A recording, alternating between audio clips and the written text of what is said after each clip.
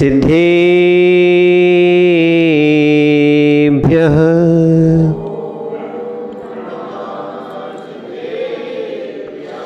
नमः श्रीवर्धमानाय निरिधोत्कलिलात्मने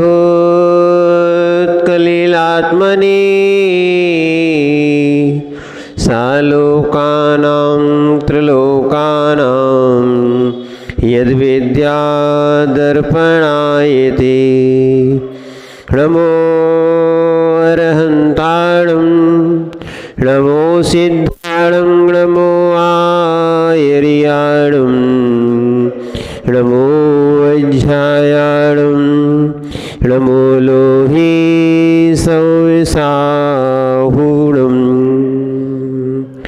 गुरुर्भक्त्या वयं सार्धो द्विपदुतैवर्तिनः वन्दामहे तुशङ्ख्योऽन्य नवकोटिमुनीश्वरान् नवकोटिमुनीश्वरान् नवकोटिमुनीश्वरान्। जय बोलिए अनंतानंद सिद्ध परमेष्ठी भगवाने की, देवाय देव एक जड़शी आदिनाथ भगवाने की, देवाय देव एक जड़शी चिंतामणि पार्श्वनाथ भगवाने की, देवाय देव एक जड़शी भगवान महावीर स्वामी की, परम पूज्य आचार्य भगवान कुंद कुंद स्वामी की, परम पूज्य आचार्य भगवान समंत भद्र स्वामी की, परम पूज्य गणाचार्य गुरुवर विराग सागर जी महाराज जी की।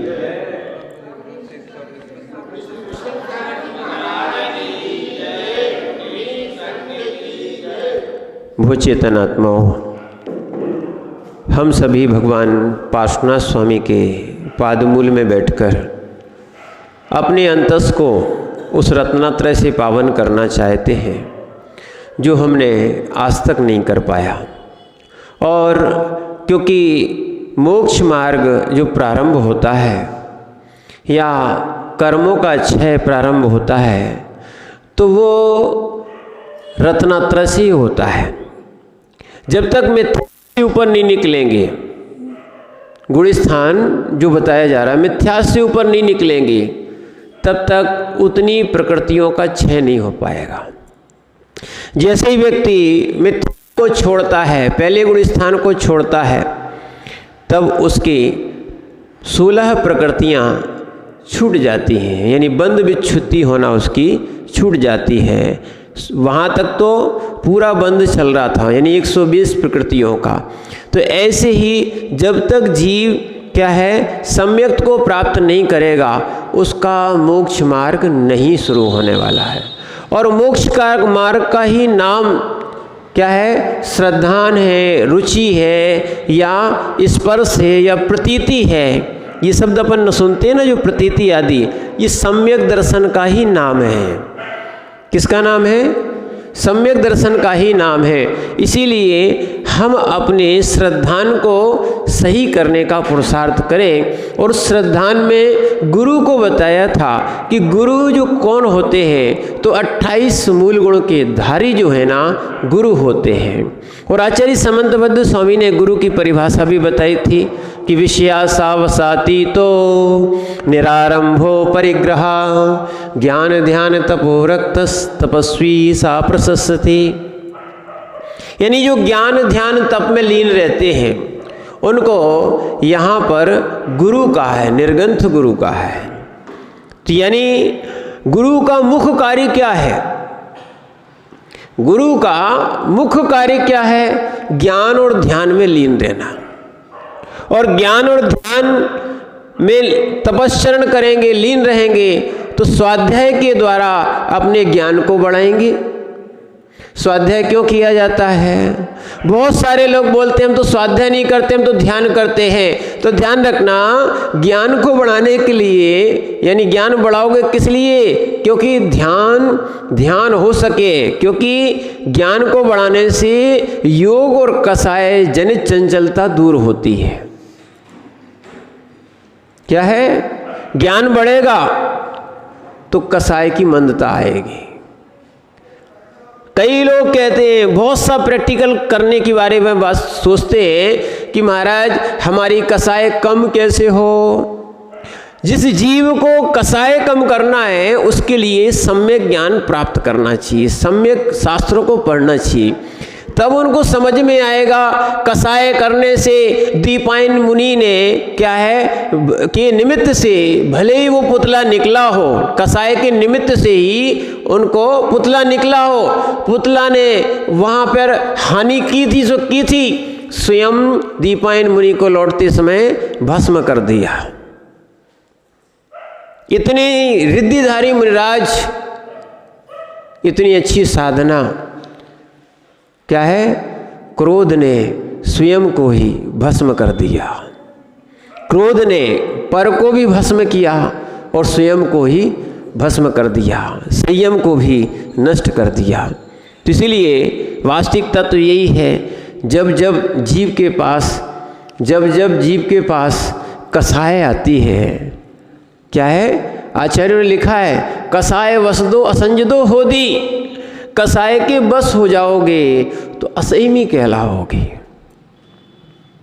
फिर समझ में आएगा कि चारित्र्य के साथ, सम्यक चारित्र्य के साथ कसाय नहीं होना चाहिए। व्रतियों को, महाव्रतियों को कसाय की अग्नि से दूर रहना चाहिए। व्रत किया, क्या है, यानी सुंदर महल बनाया, वो कसाय की आग लगा दी, क्या होगा, क्या होगा, क्या मिला, कुछ नहीं। क्या है, सारी साधना क्षण भर में जल जाती है। क्या है, जैसे थोड़ी सी आग का कण भी रुई के बहुत बड़े ढेर को समाप्त कर देता है। ऐसी बहुत अच्छी साधना हो और फिर उसके बाद कसाय कर दी जाए तो वो जैसे आग होती है ना, आग, वैसे ही कर्म को बांधने वाली कोई वस्तु है और मिथ्यात्व में पटकने वाली कोई वस्तु है तो उसका नाम क्या है, कसाय।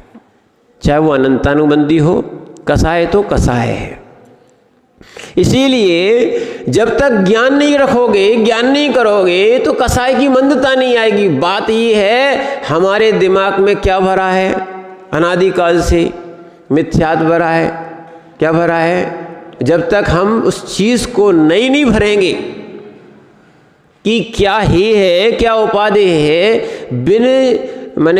बिना जानने के, बिन जानन के दोष गुणन को कैसे तजिए गहिए, यानी दोष क्या है, गुण क्या है, ये कैसे भेद डालोगे आप।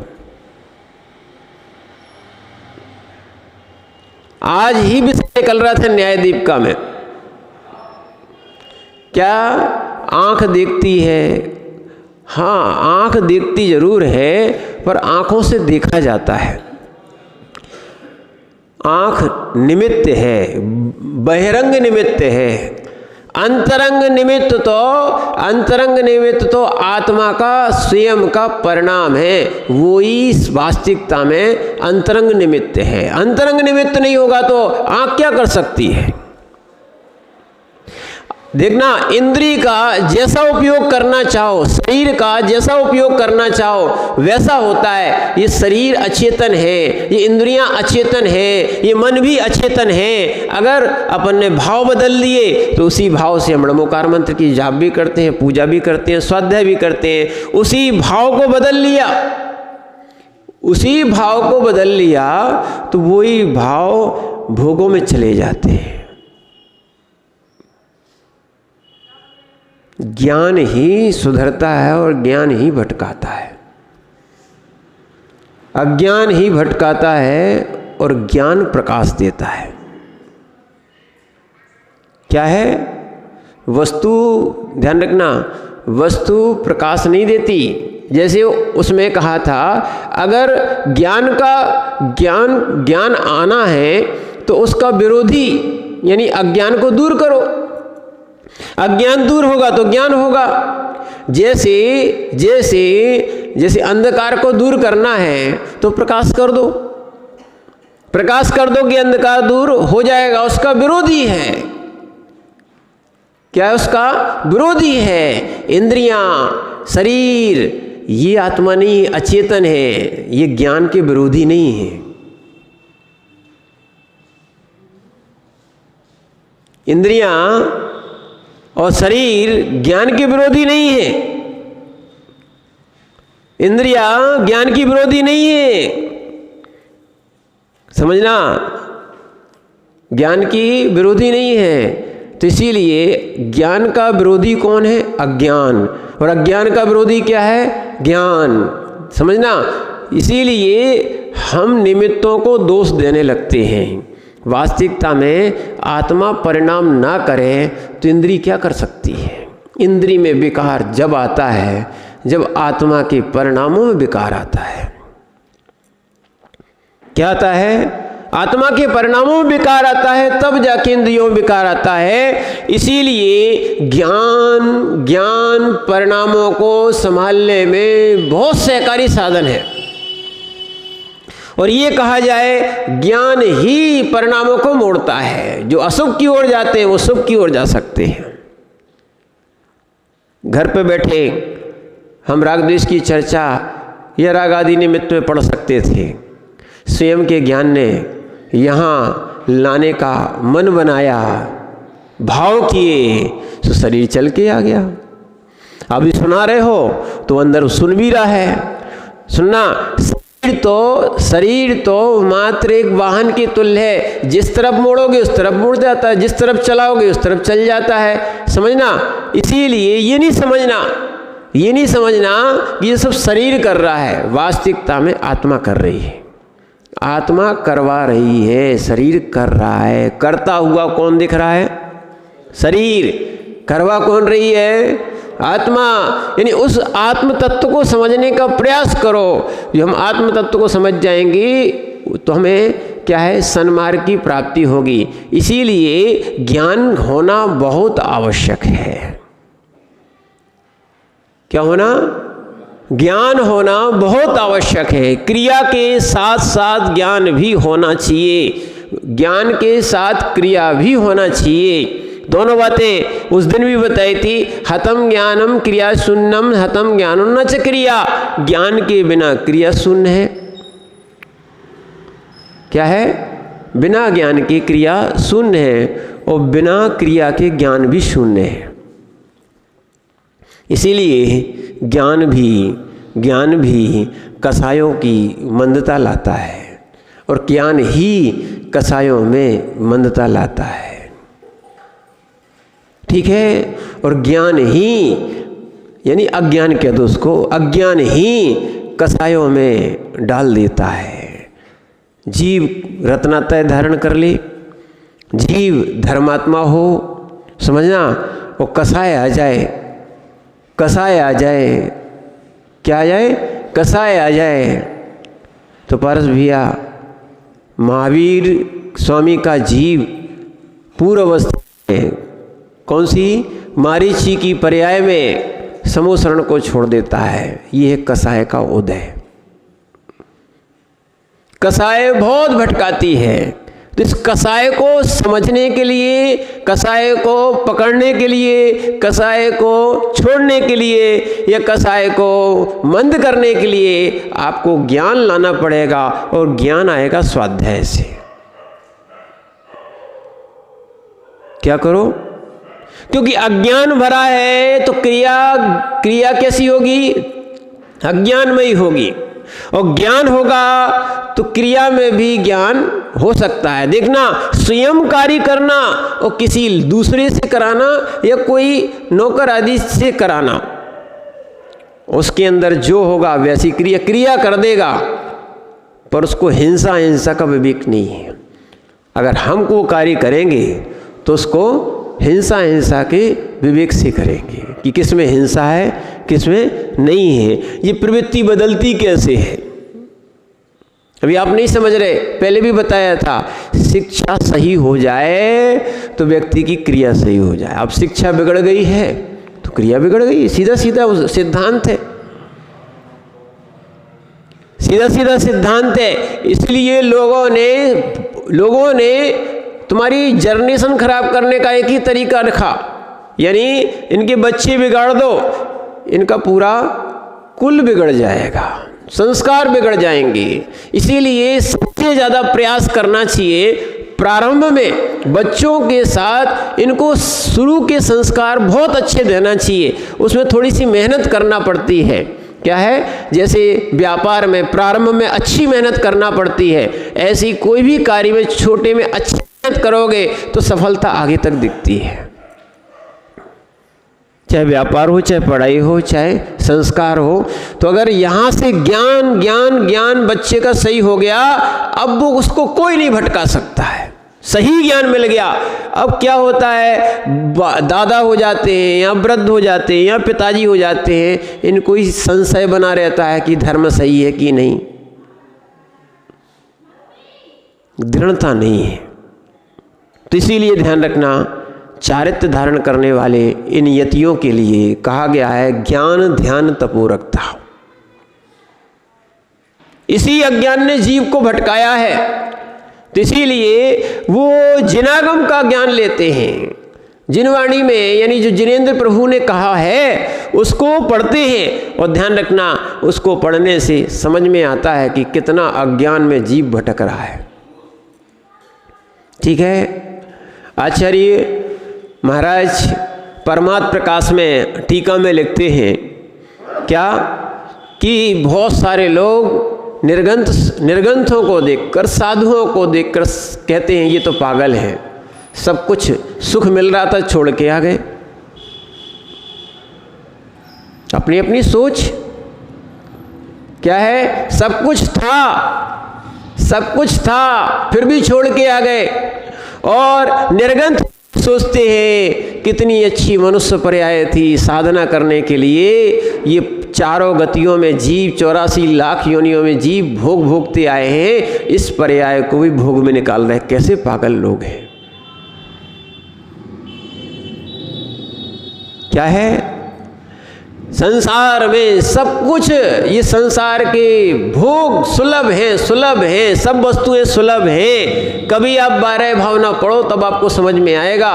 बोधि दुर्लभ, कौन सी भावना है? बोधि दुर्लभ भावना। उसमें स्पष्ट कहा गया है, छोटी सी बात है, समझ में आ जाए तो बहुत बड़ी बात है, नहीं आए तो फिर कोई दिक्कत ही नहीं है, अनादिकाल से तो भटक ही रहे हैं।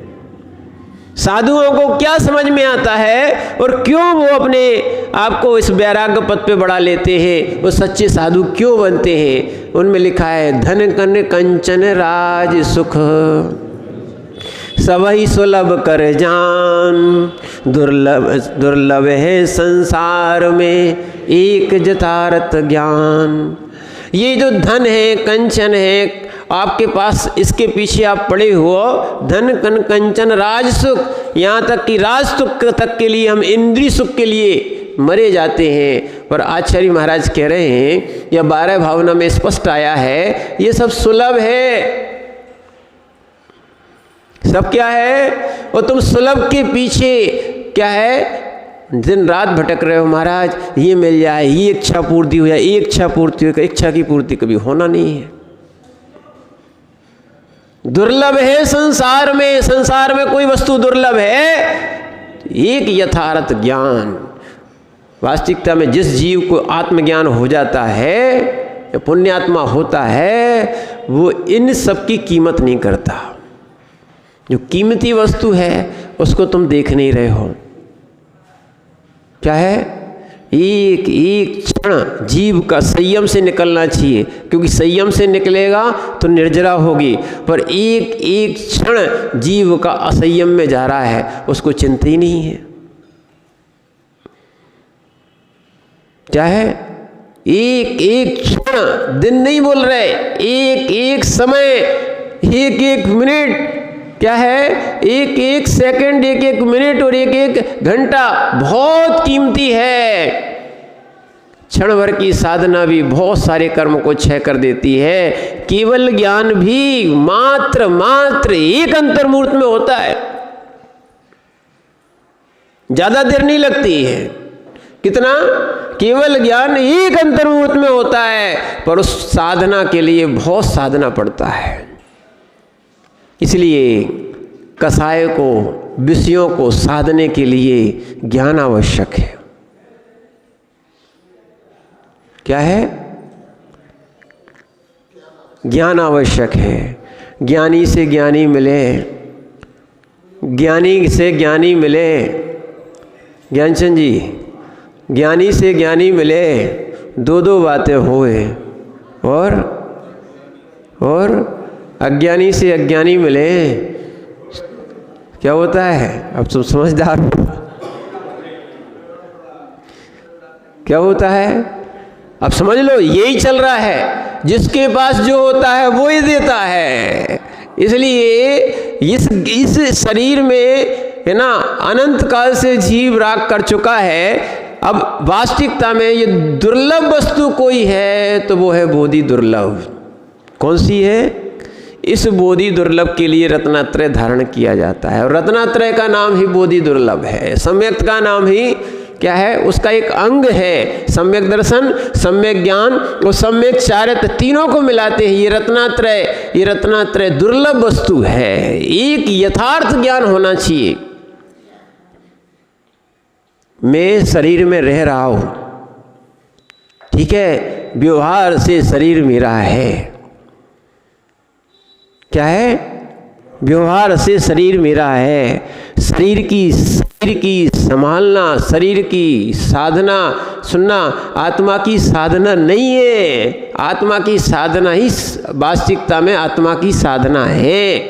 इसको भी बहुत अच्छे से योगी समझते हैं। इसीलिए जो कहते हैं ना, काया राखे धर्म, क्या बोलते हैं? काया राखे धर्म। जो शरीर के राग में लगे हुए हैं, ध्यान रखना, वो अपना कल्याण कभी नहीं कर सकते हैं। ये काया राखे धर्म वाला धर्म नहीं है।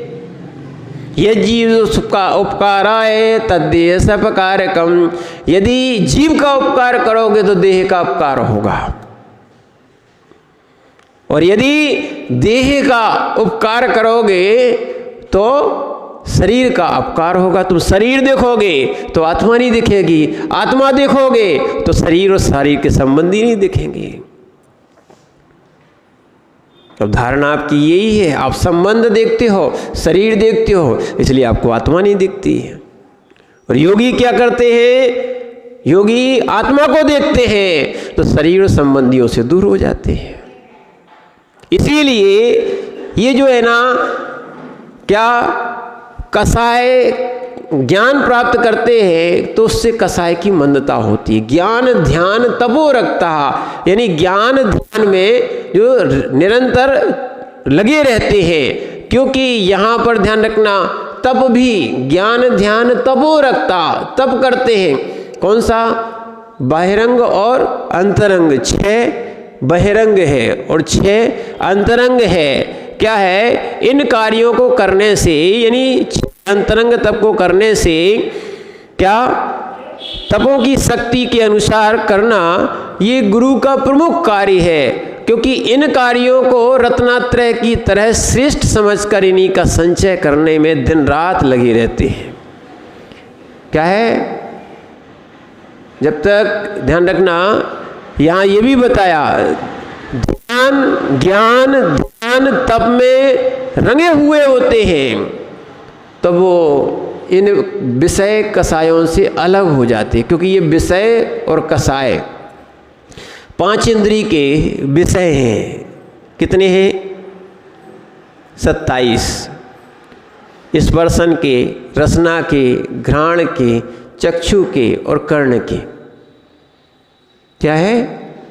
इनके विषय हैं 8, 5, 2, 5 और 7। कितने हैं?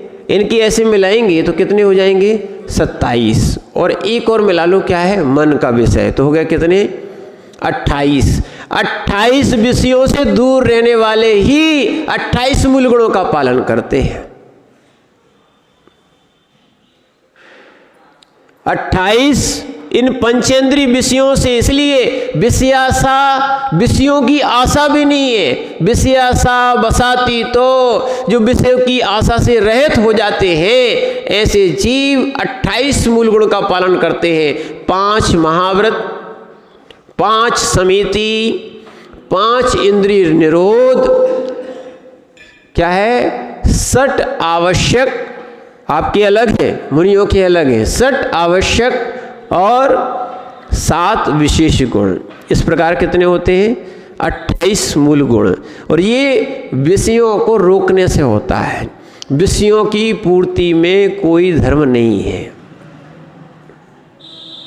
क्या है? लोग विषयों की पूर्ति में लगे रहते हैं। देखो, काया राखे धर्म नहीं चलेगा आपका। काया से ममत्व छोड़ना ही पड़ेगा, काया को छोड़ के जाना ही पड़ेगा। कोई व्यक्ति अपनी काया को साथ नहीं ले जा पाया। तीर्थंकर भगवान के साथ काया नहीं गई, बड़े बड़े धुरंधर आचार्य के साथ ये काया नहीं गई, तो अपने साथ जाएगी? बड़े बड़े चक्रवर्ती, राजा और भी कौन कौन का है, कोई उनके साथ काया गई क्या? ठीक है, वास्तविकता में ये काया जो है ना, ये यहीं की है, यहीं घर वाले लोग समाप्त कर देंगे, फिर भी लोगों की आंखें नहीं खुलती हैं। स्वयं का बेटा ही क्या करता है? आग देता है। जिसको उत्पन्न किया था वही तुम्हें जलाएगा। व्यवहार भाषा में जिसको तुमने उत्पन्न किया था वही जलाएगा। इसलिए क्या है? इसलिए ऐसा कार्य समझ में आ रहा है, जब अपन को जाना है ही तो क्यों ना क्यों संयम के साथ जाए। ये है यथार्थ ज्ञान। और काया यही मिली थी और यही समाप्त हुई जा रही। इसी संसार में माँ के गर्भ से उत्पन्न हुए जो गर्भज जीव हैं और यहीं समाप्त हो जाएंगे। क्या है? तो इस काया और माया, इन दो से बहुत दूर रहना चाहिए, तब होती है साधना। ठीक है, तो इसी को दूर करने के लिए विषयासा वसाती तो निरारंभो परिग्रहा, और आरंभ और परिग्रह। आरंभ यानी खेती आदि, व्यापार आदि। अगर व्यापार करोगे, देखो आपको बता रहे, आपको व्यापार करते हो या आप नौकरी करते हो, व्यापार करोगे तो ज्ञान ध्यान नहीं कर सकते। ज्ञान ध्यान नहीं करोगे तो कर्म क्षय नहीं हो सकते। लोग सोचते हैं, बहुत सारे की सोच होती है, इस तरफ हम क्या करेंगे? कमाते भी रहेंगे। क्या है? हम यहाँ कमाते भी रहेंगे, क्यों अल्लू भैया? और दूसरी तरफ दुकान भी चला लो और फिर धर्म ध्यान भी कर लो। एक साथ दोनों काम हो सकते क्या? नहीं हो सकते। और अगर आप व्यापार करोगे तो व्यापार करने में भी उपयोग लगता है, बिना उपयोग के वो व्यापार भी नहीं होता है। तो जब व्यापार होगा, जब आत्मा का उपयोग व्यापार में लगेगा, तो आत्मा का उपयोग आत्मा में लग पाएगा क्या? धर्म ध्यान में लग पाएगा क्या? नहीं लग पाएगा। जहाँ ज्ञान वहाँ ध्यान, पर ध्यान किसका रहेगा? आत्मा का ध्यान हो सकता है क्या? इसीलिए योगियों को आत्मध्यान के लिए घर छोड़ना पड़ता है। क्या है? ये बहुत अच्छी व्यवस्था है। यहाँ जिन दर्शन जैसी व्यवस्था बताई नहीं। ज्ञान ध्यान तपो रखता, और क्या है? विषयासा वसाती तो निरारंभो परिग्रहा, यानी ग्रस्त कहते हैं कि महाराज आप कुछ नहीं करो, ज्ञान ध्यान तपो रखता, बस इतना ही करना है। विषयों की आशा से दूर रहो, है ना। विषयासा वसाती तो निरारंभो परिग्रह, आरंभो परिग्रह हमारे पास है, हम कर रहे हैं, आप नहीं करो। तो आरंभ परिग्रह वाला, आरंभ यानी खेती आदि करने वाला, और सुनना हिंसा करेगा, करते हैं और होती ही है। कितनी आप कुछ कर लो, क्या है? हिंसा रुक नहीं पाती। अहिंसा प्राप्त करना है तो आपको निर्ग्रंथ बनना ही पड़ेगा, बिना उसकी रुकती नहीं है। हर कार्य में हिंसा, हर कार्य में हिंसा। इसलिए बहुत अच्छा हुआ क्या, इन जिन योगियों को जिनेंद्र भगवान ने किसी भी कार्य करने की बात नहीं कही। हर कार्य में हिंसा ही हिंसा होगी। ना कोई मठ, कोई मंदिर पकड़ाया, किसी की भी व्यवस्था नहीं बताई। इनमें भी कसाय हो जाती है। परिग्रह से दूर रखा। क्या रखा? निरारंभो परिग्रह, आरंभ से रहित और परिग्रह से रहित होना चाहिए। क्योंकि परिग्रह जो है ना, परिग्रह पाप कराता है। चाहे क्षेत्र हो, बहिरंग हो, चाहे अंतरंग हो। परिग्रह कितने? 2 प्रकार के। 10 प्रकार के जो आप परिग्रह कहते हो, क्षेत्र के पीछे कितनी लड़ाइयाँ होती हैं। चाहे वो निजी का क्षेत्र हो, चाहे वो धार्मिक क्षेत्र हो। अगर ये व्यवस्था रख लेना तो उनका ज्ञान ध्यान तपोरकता खत्म। क्षेत्र वास्तु यानी मकान, क्षेत्र वास्तु हिरण्य सुवर्ण यानी सोना चांदी। अब इसी लड़ाई की जड़ तो यही है। क्या है?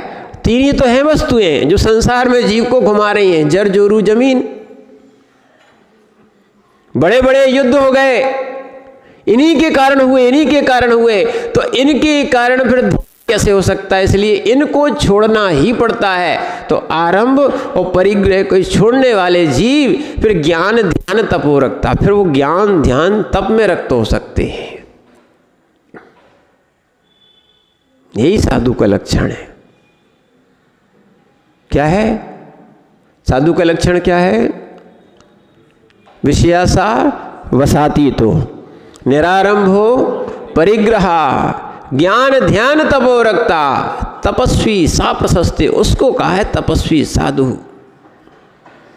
क्योंकि ये विशेषण नहीं देंगे, ये विशेषण नहीं देंगे तो तुम सबको साधु मानोगे, तपस्वी मानोगे। क्या है? जो विषयों की आशा लिए बैठा है। क्या है? विषयासा वसाती तो, विषयों की आशा में कसाय में बैठा हुआ है, विषय कसाय में बैठा हुआ है और आरंभ और परिग्रह रखा हुआ होगा। 3 काल में लोग कहते हैं महाराज याद नहीं होता। अब याद कैसे हो जाए? जगत की चीजें याद कर लो या आत्मध्यान कर लो। समझना इस बात को। जगत की चीजें याद कर लो। जब आपको घर की संसार की वस्तुएं याद रहेंगी, जगत के व्यापार की चिंता रहेगी, तो धर्म ध्यान होगा क्या? नहीं होगा। अभी आपको घड़ी दिखने लगेगी थोड़ी देर बाद कि महाराज जी अब दुकान खोलने जाना है। क्यों बीरू भैया? ऐसा ही है ना सुभाष भैया? क्या है? बिल्कुल टाइम से आना है। तो चिंता लगी रहती है, थोड़ा सा ज़्यादा हो गया तो होता है कि नहीं होता है? इसीलिए ये ध्यान हमारा विषयों की ओर भटक जाता है। क्यों प्रबंधक जी? लोग व्यापार नहीं छोड़ते। समझना, वास्तविकता में निवृत्ति लेना चाहिए। अल्लू भैया बुढ़ापे में समझो आप निवृत्ति लो। जैसे जैसे जैसे सरकारी आदमी को पेंशन देती है और उसको सेवानिवृत्ति देती है, जिसको क्या बोलते हैं? रिटायरमेंट। उसको क्या बोलते हैं? निवृत्ति। जब तक निवृत्ति नहीं होगी तो आत्मा में, धर्म में, रत्नात्रय में प्रवृत्ति नहीं होगी। निवृत्ति का मार्ग है ये। कौन सा?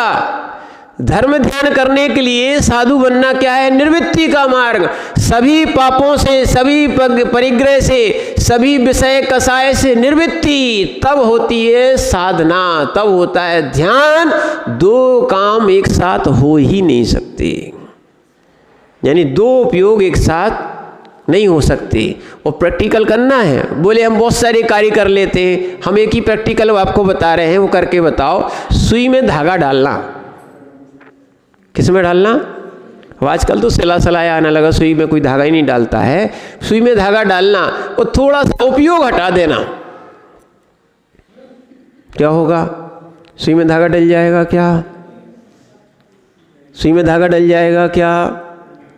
क्या है? उपयोग मात्र हटा देना। उपयोग, ठीक है, क्रिया करते रहो, फिर वो धागा नहीं जाता। बिल्कुल ध्यान रखना पड़ता है, यहाँ वहाँ भी भटकना नहीं पड़ता है। तो जो यहाँ वहाँ भटकते हैं उनका उपयोग यहाँ वहाँ लगता है, ध्यान रखना, उनका सुई में धागा नहीं जा पाता है। तो ऐसे ही जब निज में उपयोग लगना है, किस में? निज में उपयोग लगना है, तो अब बताओ वो व्यक्ति कैसे निज में उपयोग लगा पाएगा। आत्मा को देखना है तो जगत को देखना बंद करना पड़ेगा। जगत दिखेगा, जगत दिखेगा तो क्या होगा? बोले महाराज टीवी में तो बहुत से चैनल आते हैं, आते कि नहीं आते? मोबाइल में बहुत कुछ दिखता है, दिखता कि नहीं दिखता? पर एक स्क्रीन पे एक ही वस्तु सही दिखेगी फिर, और एक स्क्रीन पे बहुत सारी तुम चीज़ें भी खोल लोगे, ठीक है ना?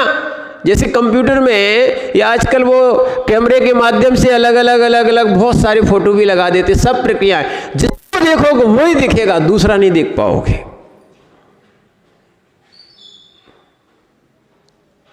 इसलिए ज्ञान ध्यान, चाहे बच्चों के लिए भी ध्यान रखना, ज्ञान ध्यान किसके लिए? ज्ञान ध्यान, तब की तो बात अलग है, इसी में आएगा ज्ञान ध्यान तपो रखता। ज्ञान ध्यान में जाना है ना तो आपकी इतनी चीज़ों से दूर होना पड़ेगा। कौन का? विषयासा वसाती तो निरारंभो परिग्रह। इसीलिए पहले के भी ध्यान रखना, पहले के भी जितने जो गुरुकुल होते थे सबसे पहले वो घर से दूर कर देते थे, और उस समय ब्रह्मचर्य आश्रम होता था। उसको क्या मानते थे? ब्रह्मचर्य आश्रम। बच्चा जो पढ़ता था वो ब्रह्मचर्य से पढ़ता था, उसकी शिक्षा एक अलग ही होती थी। शिक्षा कैसी होती थी? अलग होती थी। जहाँ विषय कसाय रखे हों वहाँ शिक्षा नहीं होती। जहाँ विषय कसाय आ जाते हैं वहाँ जो शिक्षा है उसका भी लोप हो जाता है। क्यों डॉक्टर साहब, प्रैक्टिकल है कि नहीं है? क्या है? इसीलिए अगर एक विद्यार्थी है ज्ञान के लिए, ये आपकी गाथा मात्र साधुओं के लिए नहीं लगेगी, क्या है, बहुत सारी चीज़ों के लिए भी लग जाएगी। यानी कि साधु जो रहते हैं ज्ञान ध्यान में लगना है और तप में लगना है, तो आपके लिए ये सब चीज़ें आपको रखना ही पड़ेंगी। यानी इन चीज़ों को ध्यान नहीं रखोगे तो आपकी वास्तविकता में साधना नहीं हो पाएगी। इसलिए साधु जो होते हैं वो कैसे होते हैं? क्या? ज्ञान ध्यान तपो रखता। किस में रहते हैं? नहीं तो अब दूसरे में आपने रत लगा दिया है। क्या है? जो सुनना, जो मंदिर बनवाएं, जो अन्य चीज़ें बनवाएं, उनको अपन ने साधु का लक्षण मान लिया है। समझो अच्छे से आप बात को। इससे आपको भी हानि है और उनको भी हानि है। आपको सच्चे साधु नहीं मिल पाएंगे फिर। क्या है? ये यथार्थ वस्तु है उसका आपको बोध नहीं देंगे। वास्तविक मानना, दान करना श्रावक का कर्तव्य है, मानते हैं दान करना श्रावक का कर्तव्य है, पर एक कर्तव्य नहीं है, 6 कर्तव्य हैं। बोले महाराज जी 2 कर्तव्य बताते हैं। कुंद स्वामी ने 2 बताए। कौन कौन से? दानम पूज्यम मोक्षम। दान पूजा मुख्य तो बताए हैं, पर आप उसको अच्छे समझो। दान पूजा में सभी आ गए। पूजा जो है ना प्रारंभ का कर्तव्य था और दान जो है अंतिम का कर्तव्य था। तो यहाँ पर अब शुरू का और आखिरी का बोला है। कौन सा? शुरू का और आखिरी का बोला है। क्या बोला है? देव पूजा, गुरु उपास्ति, स्वाध्याय, संयमा, तपः, दानश्चेति ग्रस्थाणाम, षट्कर्माणि दिने दिने। इसमें 6 कर्तव्य आ गए आपके। एक आदि का बोला, एक अंत का बोल दिया, और आप समझिए हमारे 2 ही कर्तव्य हैं। आपके 6 कर्तव्य हैं श्रावक के। कितने हैं? 6। उसमें स्वाध्याय भी है, संयम भी है। क्या है? नहीं तो कई लोग मात्र अभिषेक करके चले गए। अरे अभिषेक के बाद पूजा भी की जाती है। क्या किया जाता है? अभिषेक के बाद पूजा भी की जाती है ना। ये इस पूजा में ही 9 अंग बताए गए हैं। कितने होते हैं? 9 अंग बताए गए हैं। ठीक है, ये श्रावक का विषय आ रहा है, पर इसको सुन लो, आपका विषय थोड़ा काम आते हैं। तो पहला है अभिषेक। कौन सा है? अभिषेक, है ना। दूसरा है क्या है? करते ना, अत्र अवतर अवतर संबोधित। ठीक है, अत्र तिष्ठ ठाठा 2 हो गया। अत्र सन्निधो सन्निधिकरण, ये क्या हो गया? 3 और 1 कितने हो गए? 4। उसके बाद आती है पूजा, 5वां। जो अष्टद्रव्य से पूजा की जाती है वो क्या हो गई? पूजा। और 6वां आता है जयमाला। जयमाल के बाद आती है जाप। क्या आती है? जाप। उसके बाद आता है शांति पाठ। उसके बाद आता है विसर्जन। क्या है? इस प्रकार पूजा के कितने अंग हो गए? ये 9 अंग हो गए। कितने हो गए? 9 अंग हो गए। तो ये मात्र पूजा में यही सब चीजें आ जाती हैं। इस चीजों को समझना बहुत आवश्यक है। ऐसे यहाँ भी क्या है? आप ये कर्तव्य स्वाध्याय का भी बहुत आवश्यक है। यदि क्रिया ही करते रहे, अपनी आत्मा को समझा नहीं, जाना नहीं, श्रद्धा नहीं किया, सम्यक्त नहीं हुआ, तो कैसे काम बनेगा? निज को जानने के लिए साधु बना जाता है। क्या है? निज को जानने के लिए ही और निज को पाने के लिए ही साधु बना जाता है। इसीलिए ध्यान रखना, आचार्य महाराज इस चीज़ों को समझा रहे हैं कि हम ज्ञान ध्यान तपोरक्तः जो ऐसे हों उनको ही साधु माने जाने। इसीलिए देखो, यहाँ तक कि साधु के लिए बहुत सी आचार्य ने बहुत सी परिभाषाएं लिखी हैं। और कुंद स्वामी ने भी जो रेण सार में आपका एक श्लोक दिया है, कौन सा? 11वां, जो जिसमें लिखा था ये 2 कर्तव्य हैं। क्या? दानम पूजम मोक्षम बना हुई तीर्ण बना सावय धम्मम। दान पूजा के बिना श्रावक नहीं होता। और उधर भी यति के लिए भी लिखा झाणा जैनम जय धम्मम। ध्यान और अध्ययन यति का धर्म है, इसके बिना भी वो नहीं रह सकते। इसलिए साधु जो अपन देव शास्त्र गुरु में ले रहे हैं ना, सम्यक दर्शन होता है, इन पर श्रद्धान करना। क्या करना? इन पर श्रद्धान करना। इससे क्या होता है? हमारा सम्यक होता है। 8 अंग सहित, 3 मूर्ता रहित और 8 मद रहित। समझना। अब उसके बाद श्रद्धान हो तो कैसा होना चाहिए? उसके लिए आचार्य महाराज कह रहे हैं, अब ये 8 अंग आएंगे। क्या आएंगे? 8 अंग। अभी तक देखो क्रम से ही वर्णन चल रहा है। 8 अंग सहित। तो 8 अंग कौन से होते हैं? तो शरीर के अंग कह रहे कि और किसी के अंग बोल रहे हैं। ध्यान रखना, शरीर के अंग की बात नहीं कर रहे हैं। यहाँ तो सम्यक दर्शन के 8 अंग होते हैं। जैसे शरीर में अंग होते हैं, अगर एक अंग भी नहीं रहा तो विकलांग कहलाता है, शरीर नहीं कहलाएगा। अंगों को मिलकर शरीर बनता है। क्या बनता है? और शरीर में अंग होते हैं। ऐसी सम्यक दर्शन में भी कितने अंग हैं? 8। पहला अंग आ रहा है, अब नाम याद करना है और वैसा ही आपको निश्चय करना है। वो क्या है? निसंकित अंग। कौन सा? कौन सा? कौन सा? सम्यक दर्शन का पहला अंग कौन सा है? निसंकित अंग है। निसंकित अंग कहता है कि हमें शंका नहीं करना। क्या है? हमें जो है शंका नहीं करना। सम्यक दर्शन के पहले 8 में पहला अंग कौन सा है? डुगू। खड़े हो जाओ, याद कर लो, ध्यान रखना। क्या करना है? सम्यक दर्शन के बच्चे पढ़ रहे हैं, छोटे छोटे से बच्चे पढ़ रहे हैं और याद भी कर रहे हैं। समझो, अगर उनके संस्कार अभी से बन गए तो अपने काम आएंगे जीवन भर में। क्या है?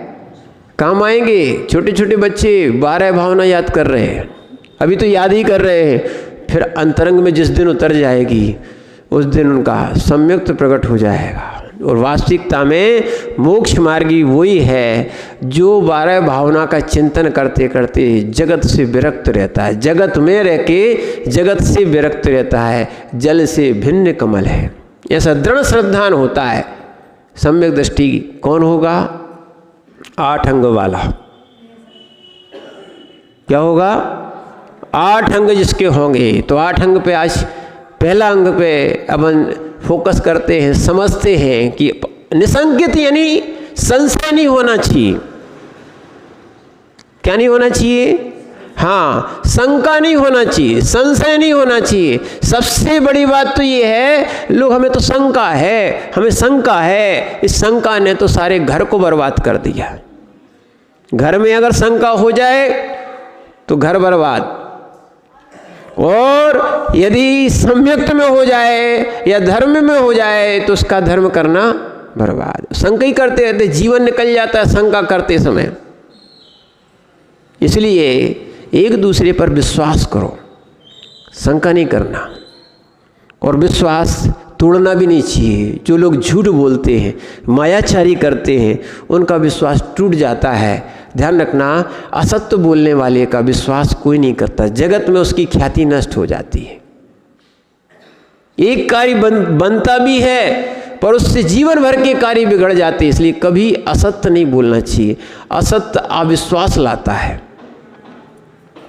और शंका जीव को सम्यक्त नहीं होने देती है। इसीलिए ध्यान रखना, यहाँ पर किसके विषय में शंका नहीं करना? देव, शास्त्र, गुरु और तत्वों के विषय में शंका नहीं करना। ठीक है ना? हमें मालूम ही नहीं है कि स्वर्ग होता है कि नरक, हम उसी में संशय में पड़े हैं कि महाराज सही है कि नहीं है। सही तो बताओ, सब कुछ त्याग करे बैठे हैं, कुछ मिलेगा कि नहीं मिलेगा? वर्तमान में तो मिल नहीं रहा, आप बताओ अब भविष्य में मिलेगा कि नहीं मिलेगा? देखो, वर्तमान में आपका भी पुण्य का उदय नहीं आया, नहीं मिला। कई लोगों को यहाँ का यहीं मिल जाता है और कई लोगों को यहाँ का बाद में मिलता है, पर मोक्ष यहाँ नहीं मिलेगा, सिद्धालय यहाँ नहीं मिलेगा। क्या है? यहाँ मिलने वाला नहीं है। तो इसीलिए इस शरीर से भी मुक्त होना पड़ता है, तब मोक्ष मिलता है। तो पहले शंका को दूर करना। क्या है? शंका सम्यक दृष्टि का एक दोष है। क्या है? शंका करना क्या है? दोष है।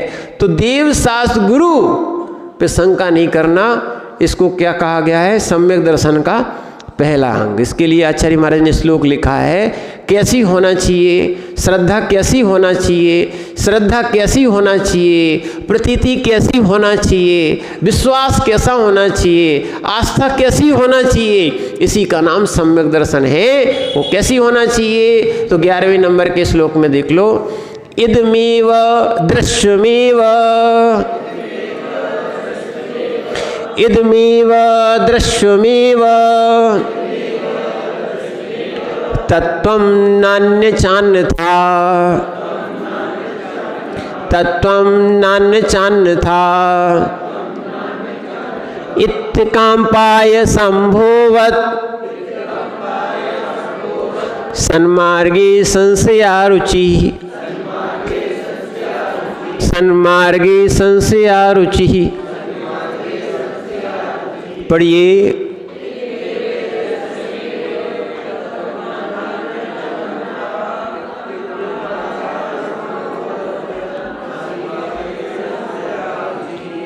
आचार्य महाराज कह रहे हैं, इसको पढ़ेंगे यहाँ से, तत्वम, तत्वों के प्रति। कौन? जीवादि 7 तत्व और देव, शास्त्र, गुरु। 4 बातें कौन कौन सी? कौन? जीवादि 7 तत्व। कितने? 7 तत्व और देव, शास्त्र, गुरु। कितने? देव, शास्त्र, गुरु। ठीक है ना। 7 तत्व मालूम कौन कौन से होते हैं?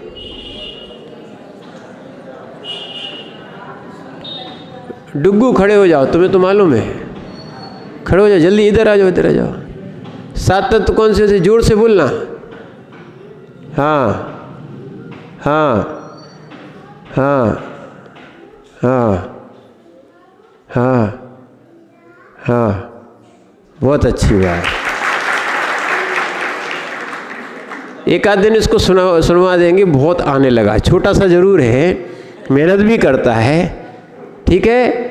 ये वास्तविकता में जो है छोटे के संस्कार जीव के काम आते हैं। 7 तत्व ये है: जीव, अजीव, आश्रव, बंध, संवर, निर्जरा, मोक्ष।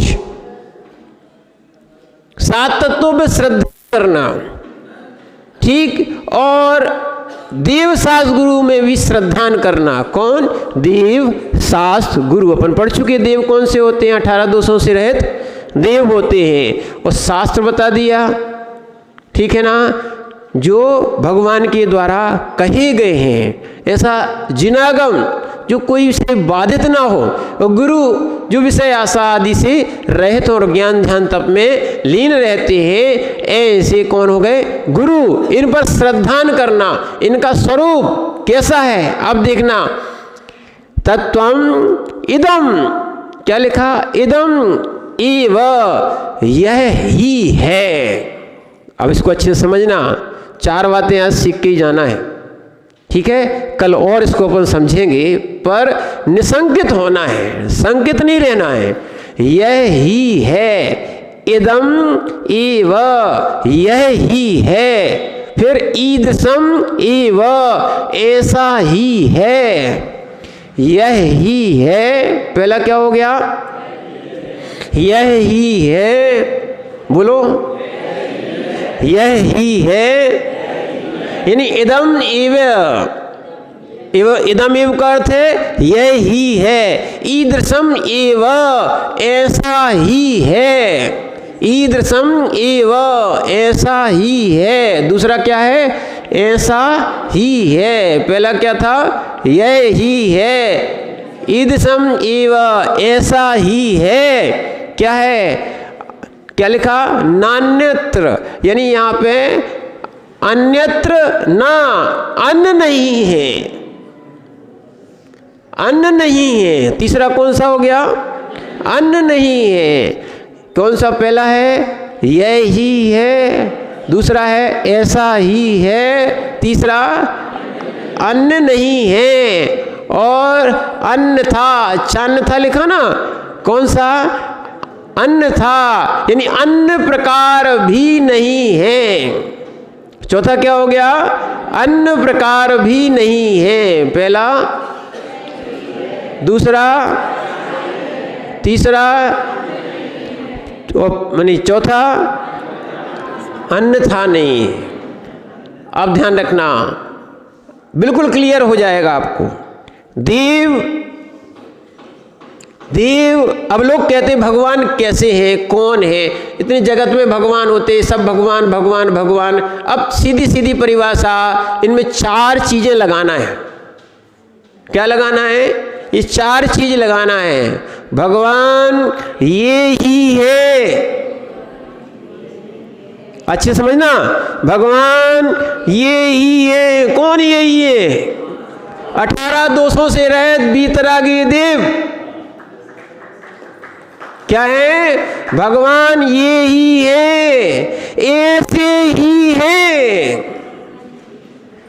ना अन्य है, ना अन्य प्रकार के हैं। या तीसरा जो है ना, अन्न नहीं है और अन्यथा भी नहीं है, अन्य प्रकार भी नहीं है। अब लोग कहते हैं महाराज भगवान भगवान भगवान कैसे होते हैं? ये ही है। अब नहीं भटक सकते आप। ये आचार्य भगवान समंतबद्ध स्वामी की वाणी, जो आगम से भगवान कैसे होते हैं? ये ही है, ऐसे ही है। ना अन्य है, ना अन्य प्रकार की, और अन्य है। अब कोई शक ही नहीं है। जहां भगवान हमें मिलेंगे ऐसे वाले, नमस्कार। यहां नाम नहीं है, ध्यान रखना। नाम को हम नहीं पूछते, अकेले नाम को हम नहीं पूछते, हम वास्तविकता में गुण पूछते हैं। गुण के द्वारा गुणी पूजा जाता है। तो जिन्होंने मात्र नाम पूज लिया सुबह दिक्कत हो जाएगी, क्योंकि आदिनाथ और ऋषभनाथ, अब बताओ कौन को पूजोगे, कौन को छोड़ोगे? यहां तो सहस्त्र नाम भी है। कितने हैं? 1000 नाम। महाराज हम तो परेशान हो गए, इतने सारे नाम। हाँ, इतने सारे नाम हो सकते हैं, व्यक्ति एक है, उसके गुण अनेक हैं। यही है अनेकांत। एक ही वस्तु में क्या है? अनेक गुण होते हैं, अनेक धर्म होते हैं, इसको बोलते अनेकांत। तो इसलिए देव ये ही हैं, ऐसे ही हैं, ना अन्य है ना अन्यथा है, या अन्य प्रकार से। अब आ गया समझ में? अब किसको नमस्कार नहीं, अब किसको नमस्कार? नमस्कार में संशय है। बोले महाराज हम यहाँ जाते हैं वहाँ जाते, नमस्कार करें कि नहीं? हाँ, तुम्हें अगर भगवान दिखते हो तो नमस्कार करो, देव दिखते हो तो नमस्कार करो। देव कैसे होना चाहिए? 18 दोषों से। बोले स्वर्ग में भी तो देव होते हैं। हाँ, वो देवगति के देव हैं, वो 18 दोषों से रहित नहीं है, देव संज्ञा है उनकी। क्या है वो ये वाले देव नहीं है। इसलिए हमने आपको देव की 4 रूप बताए थे। देव स्वर्ग वाले, अदेव कौन से? दूसरे कौन से? अदेव। अदेव यानी पेड़ है, गाय है, ठीक है ना, तखरिया है, कोई सर्प है, बहुत सारे जीवों को अपन देव मान लेते। ये देव नहीं है, त्रियंच वगैरह है। क्या है? कहीं देहरी को, ठीक है ना, कहीं पेड़ को, बहुत सारी चीज़ों को अपन देव मान लेते हैं। अदेव है, अदेव, देव नहीं है। देव स्वर्ग वाले, दूसरा अदेव है ना, तीसरे हैं जो विपरीत रहते हैं, कुदेव। कैसे हैं? कुदेव। और चौथे होते हैं जिनको हम यहाँ पे बता रहे हैं, देवादि देव, जो 18 दोषों से रहित होते हैं। वो कौन होते हैं? देवादि देव। तो आज अपना निर्णय हो गया ना, अपने भगवान कौन से हैं? ध्यान रखना, बिल्कुल कोई भी शंका नहीं करना कि भगवान कौन होते हैं। क्या है? कई लोग कहते हैं ना कि रास्ता बहुत सारे हैं, पहुंचना तो एक ही जगह है। भैया रास्ता ही गलत है तो पहुंचोगे कहाँ से? हमने कितने दिन से समझा रहे हैं। क्या है? क्यों सुभाष भैया अभी बता दो, है ना। अब झांसी जाने हैं, गुरसराय जा रहे हो, कह रहे नहीं रास्ता भिन्न भिन्न है, जहाँ एक जगह कैसे पहुंच जाओगे आप? इसलिए सम्यक मार्ग ही मोक्ष मार्ग है, मिथ्या मार्ग मोक्ष मार्ग नहीं है। इसमें संशय भी नहीं करना। क्या नहीं करना? बिल्कुल शंका नहीं करना, संशय नहीं करना। और कैसी की जाती है इसको अपन कल और सुनेंगे। समय अपना हो गया। ओम नमः सिद्धेभ्यः।